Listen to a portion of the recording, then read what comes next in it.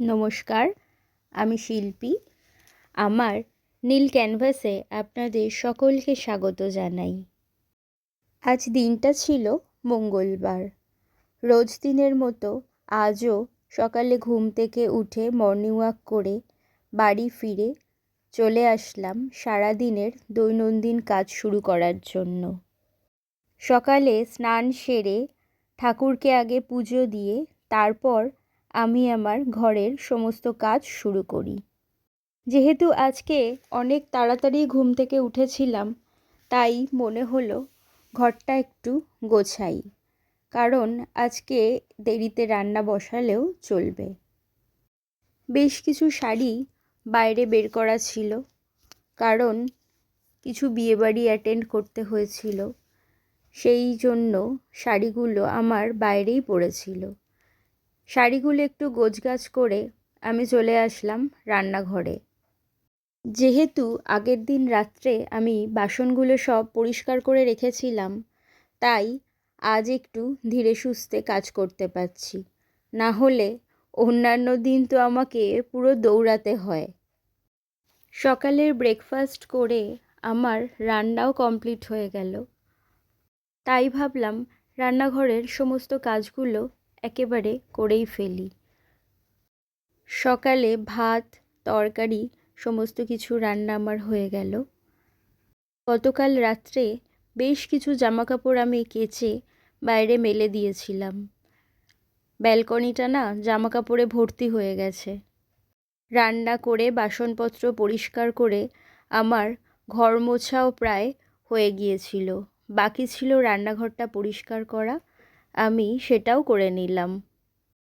Video edit করতে করতে আমার মনে হয় যে এত তাড়াতাড়ি কাজ কি করে কমপ্লিট হয়, কিন্তু তারপর নিজের মনকেই সান্ত্বনা দিই, আরে এত তাড়াতাড়ি নয়, ওটা এডিট করার ফল। ঘরের সমস্ত কাজ করে আমাকে আবার যেতে হবে দোকানে। এই যে পমকে দেখুন, সকাল থেকে কতবার ওকে আমি ভিতরে ডাকছি, ওর তো আসার নামই নেই। আপনাদের সাথে গল্প করতে করতে বাড়ির সকল কাজ সেরে আমি চলে আসলাম দোকানে। আজকে আমার একটু বেরোতে হবে, মানে একটু বাঘা যতীনের দিকে যেতে হবে একটু কাজের জন্য। যে কাজের জন্য আমাকে যেতে হবে সেখানে কিছু পাসপোর্ট ছবি লাগবে। পাসপোর্ট ছবি আমার কাছে প্রায় ছিল না, তাই দোকান থেকে এক ফাঁকে বেরিয়ে চলে আসলাম ছবি তুলতে। আজ একটু তাড়াতাড়ি দোকান বন্ধ করতে হয়েছিল আমাদের, কারণ বাবাই অফিস যাবে, আর অফিস যাওয়ার পথে আমাকে একটু বাঘা যতীনে নামিয়ে দিয়ে যাবে। দুজনেই লাঞ্চ করেছিলাম, কারণ কখন ফিরবো আমি জানি না, আর বাবাই যেহেতু অফিস যাচ্ছে ওকে তো খাওয়া দাওয়া করেই বেরোতে হবে। আমরা দুজন সারাদিনের কাজের শিডিউল দুজন দুজনকে বলছিলাম, আর বাকি কাজেরও গল্প করতে করতে আমরা পৌঁছে গেলাম বাঘা যতীন। মানে ও আমাকে হাইল্যান্ড পার্কে নামালো, তারপর আমি গেলাম আমি আমার নিজের কাজ করতে, আর বাবাই পৌঁছালো অফিসে।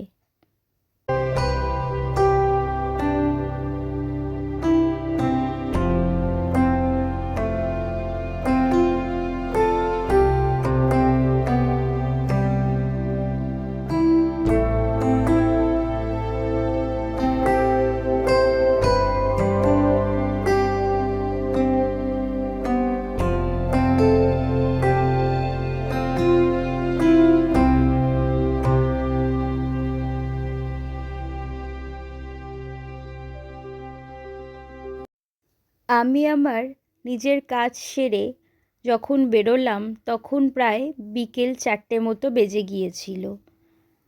বাবাইয়ের সাথে যখন কথা হয়েছিল ও আমাকে বলেছিল যে ও আমাকে বাঘা যতীন থেকে নিয়ে তারপরে বাড়ি আসবে। তাই জন্য আমি কিছুটা সময় আজ এই হাইল্যান্ড পার্কে বসেছিলাম, আর বেশ পুরনো দিনের কথাগুলো মনে করছিলাম। যখন কলেজে পড়তাম তখন বন্ধুদের সাথে এখানে ঘুরতে আসতাম, আর অনেকটা সময় আমরা এখানে বসে বসেই কাটিয়ে দিতাম। আজ ভেবেছিলাম আমার কাজ যদি তাড়াতাড়ি হয়ে যায় তাহলে একটু পাটুলি থেকে বেশ কিছু ফুলের গাছ কিনবো। কিন্তু সেটা তো আর হলো না, কারণ বাড়ি ফিরতে হবে, আর বাড়িতে গিয়ে আমাকে সমস্ত কাজও করতে হবে, অথবা দোকানেও যেতে হবে। পাটুলিতে যে ফুলের গাছগুলো পাওয়া যায়, গাছগুলো বেশ সুস্থ সবলই দেয় ওরা, কিন্তু প্রয়োজনের থেকে অনেক বেশি দাম নেয়। কিন্তু কি আর করা যাবে, ভালো জিনিস পেতে গেলে ভালো দাম তো দিতেই হবে। সব কিছু তো আর কাকুলি ফার্নিচার হয় না, মানে দামে কম মানে ভালো, ওই যে শুনেছিলাম না একবার। বাড়ি আসার পর কিছু খেয়ে একটু রেস্ট নিয়ে তারপর মনে করলাম যে বাইরের ঘরটা একটু পরিষ্কার করা দরকার। আর মনে করা মতোই কাজ শুরু হয়ে গেল। আমি যতবার পমকে বলছি তুই একটু সর, আমি চাদরটা পেতে নিই, ও আমার কাজে বিঘ্ন ঘটাবেই। পমের যে টেডিগুলো আছে সেগুলোকে আমি একটু আদর করলে পম খুব রেগে যায়। কি করব, আমিও একটু ওকে রাগালাম। তারপর দেখুন না ও কি করে আমার সাথে।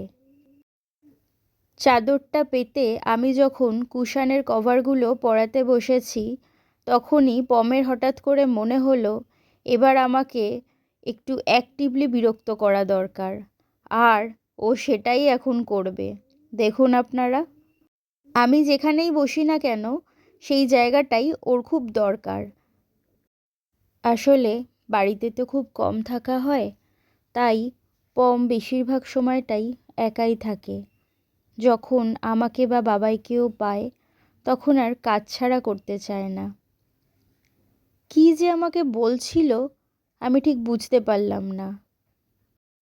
পমকে আমি বলছিলাম আমি আমার কাজটা করে নিয়ে রান্না করতে হবে।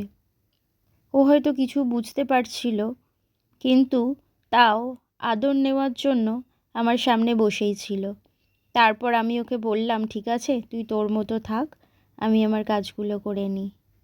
রান্না করে হঠাৎ করে মনে হলো বাইরের বেশ কিছু শুকনো জামা কাপড় ছিল, সেগুলো তো অবশ্যই তুলতে হবে। প্রত্যেক বছরই মনে করি যে আমি আর জামা কাপড় কিনবো না, কিন্তু সেটা তো আর কার্যকরী হয়ে ওঠে না। যত দিন যাচ্ছে জামা কাপড়ের সংখ্যা এত বেড়ে যাচ্ছে যে গোছাতে গিয়েই তো আমার মাথা খারাপ হয়ে যায়। না না, শুধু গোছানো অবধি কিন্তু আমার কাজ নয়, সেটাকে আবার আয়রনও করতে হয়। এমনও সময় যায় কোনো জায়গায় বেরোনোর আগে আমাকে জামা কাপড় আয়রন করে পরে তারপরে বেরোতে হয়, আর সেই কাজটা না খুব তাড়াহুড়োর মধ্যেই করতে হয়। তো যাই হোক, আজ সারাটি দিন আমার এইভাবেই কাটলো। কিছু মুহূর্ত আপনাদের সাথে শেয়ার করলাম। আমার ব্লগটি যদি ভালো লাগে একটা লাইক করে দেবেন, আর চ্যানেলটি যদি ভালো লাগে একটি সাবস্ক্রাইব করে দেবেন। ভালো থাকুন, সুস্থ থাকুন, সকলকে ভালো রাখুন, আর পরিবেশকে সুস্থ সবল রাখতে একে অপরের পাশে দাঁড়ান। ধন্যবাদ।